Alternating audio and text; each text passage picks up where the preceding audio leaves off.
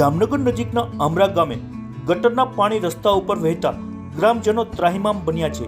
આ મુદ્દે ગ્રામજનોએ તાલુકા વિકાસ અધિકારીને આવેદનપત્ર પાઠવી રોષ વ્યક્ત કર્યો હતો। એક તરફ રોગચાળાએ માજા મૂકી છે, ત્યારે બીજી બાજુ જામનગર નજીકના આમરા ગામે છેલ્લા ઘણા સમયથી ગામની મુખ્ય બજારો સહિત રસ્તા ઉપર ગટર ઉભરાવાની સમસ્યા સર્જાઈ છે। ચાલીને જતા રાહદારીઓ ગંદા પાણીમાંથી પસાર થવું પડે છે।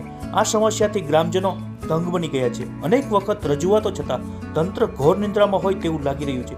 આજ રોજ આમરા ગામના ગ્રામજનો એકત્રિત થઈ તાલુકા વિકાસ અધિકારીને આવેદનપત્ર પાઠવ્યું અને જો આ સમસ્યાનો તાકીદે ઉકેલ નહીં આવે તો જામનગર તાલુકા પંચાયતને તાળાબંધી કરવાની ચીમકી ગ્રામજનો દ્વારા ઉચ્ચારવામાં આવી હતી।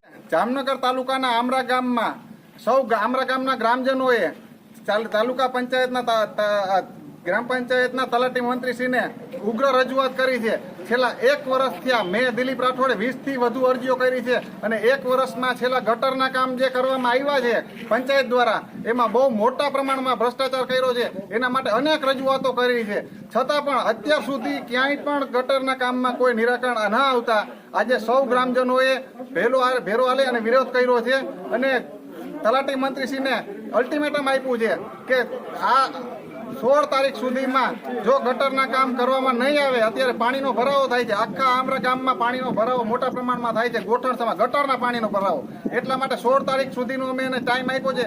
16 તારીખ સુધી નહીં થાય તો 16 તારીખે સોમવારે સવારે 11 વાગે અમે તાલુકા પંચાયતનો ઘેરાવ કરવાના છે અને કે તાલુકા પંચાયતને તાળાબંધીનો એક અમે કાર્યક્રમ આપવાના છે અને તાલુકા વિકાસ અધિકારીને મેં પોતે રૂબરૂ અનેક રજૂઆતો કરી છે, છતાં પણ હંમેશા આ ખાડા કાન કરી અને હાથ કર્યા રાખે છે।